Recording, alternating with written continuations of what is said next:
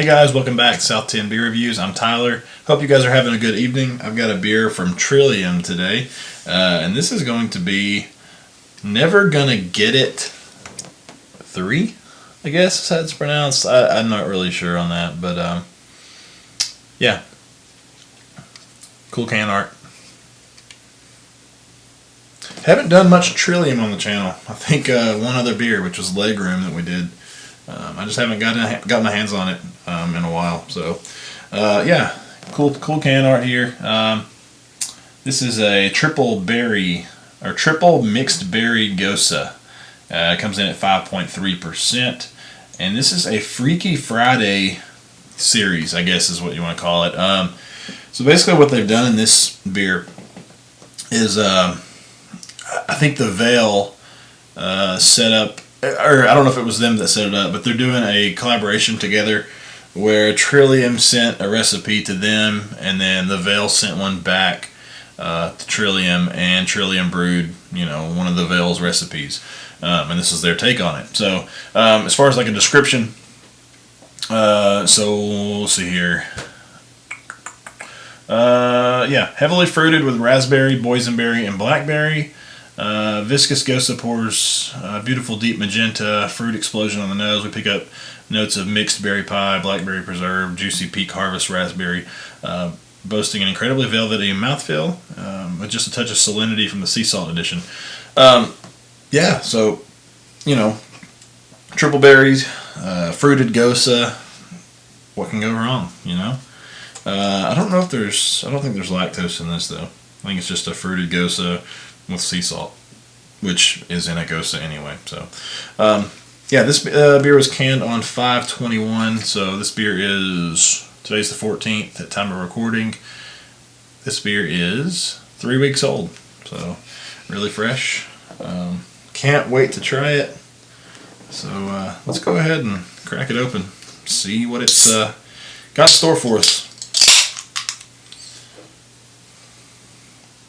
Holy mixed berry. This color is insane. I think I can get the whole thing in this can, or in this glass, and still leave some. We'll leave a little bit in the can there. We'll get it in a second. So, this beer is insane as far as the color goes. Yeah, they said a deep magenta or whatever, and were they kidding or no? Seems to me no. This beer is like insanely like hazy. If you've had any of the like crazy fruited sours as of late, a lot of them are taking on this appearance more. I've seen this a lot in the like lactose sours and stuff like that. But just look at that. That is just nuts. Finger of head there. It looks like it's going to leave some sticky lacing on the glass. The head is just like a deep pink, or maybe just I guess it's the same color as the beer. Just a lighter version, so a lighter magenta, I guess. More like a pink, deep pink color. I don't know. Anyway, we're not like super official around here, so but yeah, I can't get over that appearance, man. It's, you cannot see. It looks like, if I'm holding it up to the light, it looks like a stout. I can't see a single hint of light coming through this beer. It's that opaque in appearance. So let's shove our nose in it and see what she's got on the aroma. Oh man, it's just like permeating out of the glass, just filled with berry flavor, just berry aroma. Specifically for me, I'm getting raspberry and blackberry. I have not had a boysenberry. I've had beers that were fruited with boysenberry, but just speaking from my experience with certain fruit, I have not had boysenberry. So I'm just getting a super pungent raspberry and blackberry. There's a little bit of a sweetness there. I'm not getting a lot of the sea salt on the aroma.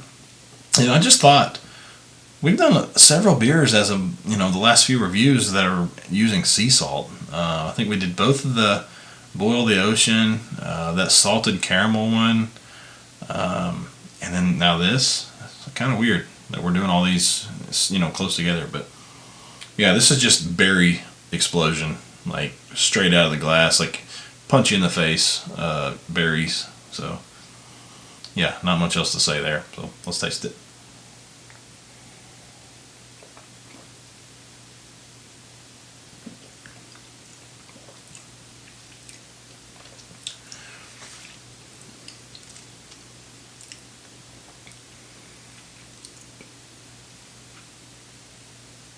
Wow. Jeez, dude. Are you kidding me? Kind of speechless on this one. This is insane. This is just like raspberry juice. I mean, it is nuts.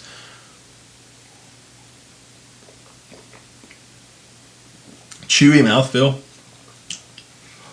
Very soft.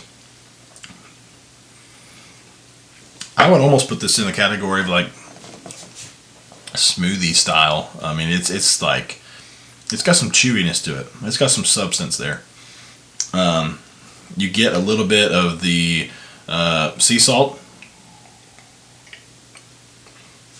It complements that tartness very well.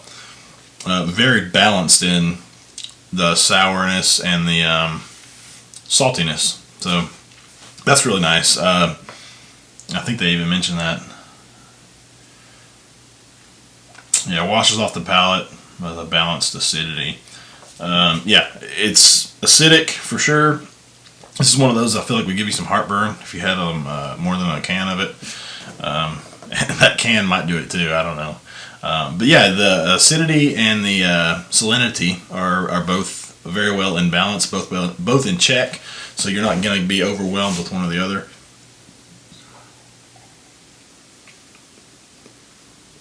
But again, like I said on the aroma, it's full of just berry character. There's nothing different on the palate. I mean, it drives through raspberry, blackberry all the way. Like I said, I don't know. I'm not sure on boysenberry if it's similar to both of those, but it just drives from front of the palate all the way to the back. I mean, it's just fantastic.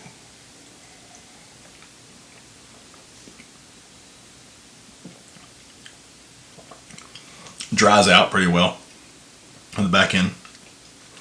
No bitterness to speak of, which you wouldn't probably expect in this style of beer. Does it drink like 5.3? I can see that, I guess. It feels about right in that category. But this is just, this is crazy. Look at that lacing it's leaving on there. Just looks like a berry mess. Dude, this color, I can't get over it. It is nuts. Yeah, I would say they knocked this one out of the park. I have not had anything from the Veil. Anybody out there want to send me some? I'd be down. But it's hard for me to think that Trillium didn't execute this to that standard. So that the Veil has in this style of beer either. So and Trillium's doing some cool stuff too with their twice the daily serving or whatever it is they're doing. I guess it's their fruited sours also. So Trillium, you killed it on this one. I would love to hear if you guys have had this. I'm kind of at a loss for words with it. I mean, just to summarize it, the aroma was straight raspberry, blackberry explosion on the palate. It drinks right around the ABV that it's advertised as at 5.3. It's got a nice salinity and acidity balance. It's got a nice tartness to it. You get that familiar kettle sour note. It's got a nice chewy mouthfeel to it. And then it dries out on the back end. So, yeah, it checks all the boxes for me. So, yeah, I would love to hear if you guys have had this beer. If you have not had it, I would definitely recommend you try to get it. with you know, whatever means necessary there. So yeah, guys, like this video, leave a comment, subscribe, and we'll see you in the next one. Okay, cheers.